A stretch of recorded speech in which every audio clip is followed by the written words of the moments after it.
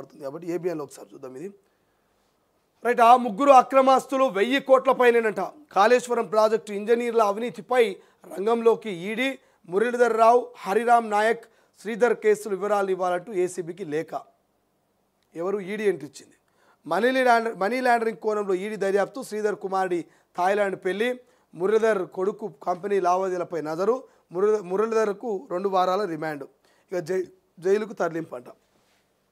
ఇద్దరు engineer in chief అంటే ఈఎన్సీలు ఈ కాళేశ్వరం ప్రాజెక్టులో భాగస్వాములైన ఈ ముగ్గురు అక్రమాస్తుల కేసుల అవినీతి నిరోధక శాఖ అంటే ఏసీబీకి పట్టుబడ్డారు.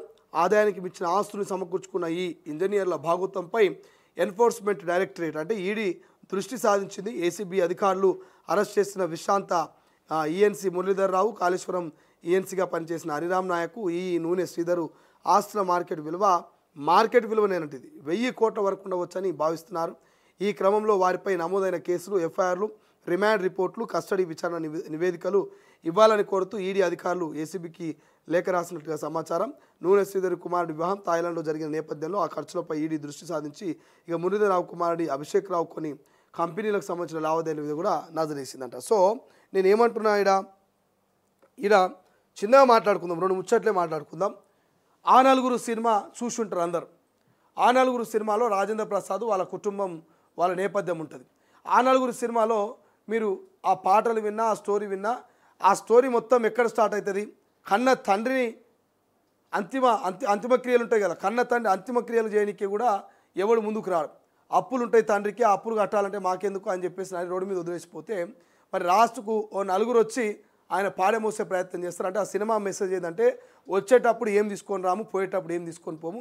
నడమ జరిగే ఈ నాటకం అంతా కూడా ఒక జగన్ నాటకం. ఈ ప్రేమ, ఆప్యాయత, ఈ బిడ్డ, ఈ తల్లి, ఈ భార్య, ఈ భర్త ఇవన్నీ కూడా డబ్బు ఉంటేనే ఉంటాయి.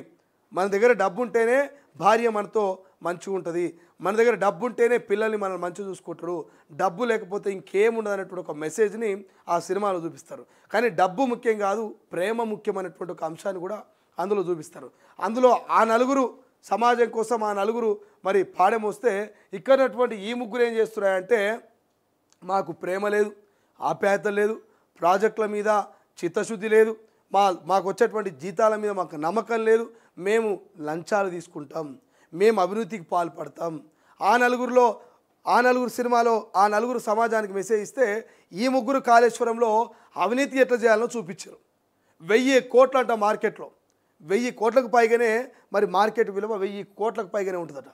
ఈ నూనె శ్రీధర్ అంటే ఆయన ఇల్లు గీడు ఉంటుంది, మనం పోయొచ్చిన మీద మలక్పేట దగ్గరనే ఉంటుంది. మంచి అద్దాల మెడగట్టిండు, కొడుకు పెళ్ళి థాయిలాండ్లో చేసినంట, ఇక్కడ నుంచి అందరు టికెట్లు వేసుకొని పోయి.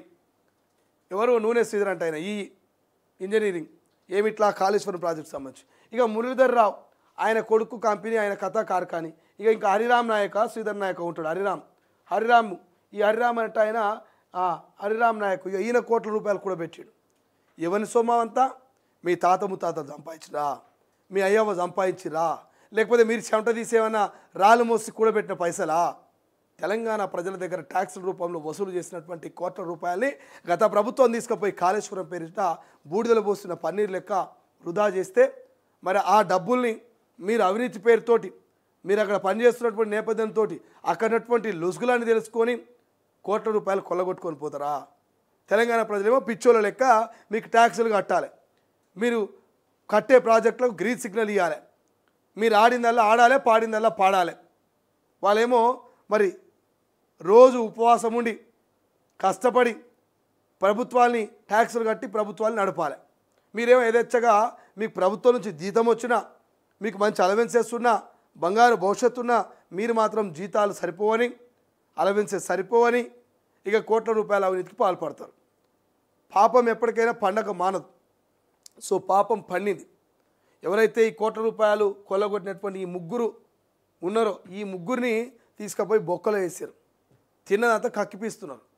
ఏసీబీ ఎప్పుడైతే అనుమానం వచ్చిందో ఆస్తులు ఎప్పుడైతే సంపాదనకు మించినటువంటి ఆస్తులు కూడబెట్టినటువంటి అనుమానం వచ్చి మరి తనిఖీలు చేస్తే ఒక్కొక్కరి దగ్గర లాకర్లో బంగారం, ఆస్తులు, మరి బిస్కెట్లు, గోల్డ్ బిస్కెట్లు చెప్పుకుంటూ పోతే ఇక కోట్ల రూపాయలు కూడా పెట్టుకున్నాట.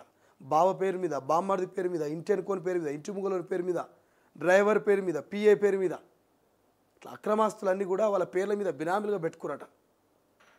ఎక్కడి సొమ్ము ఎవరి సొమ్ము ఎట్లా కూడా పెట్టుకున్నారు. ED entry ఇచ్చిందట.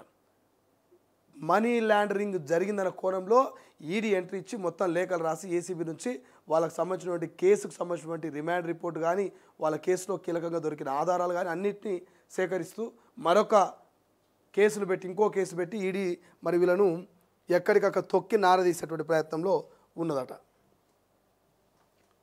ఇక వెలుగులో చూస్తే వెలుగులో కూడా ఈ ముగ్గురే కనబడుతున్నారు, దర్శనం ఇస్తారు.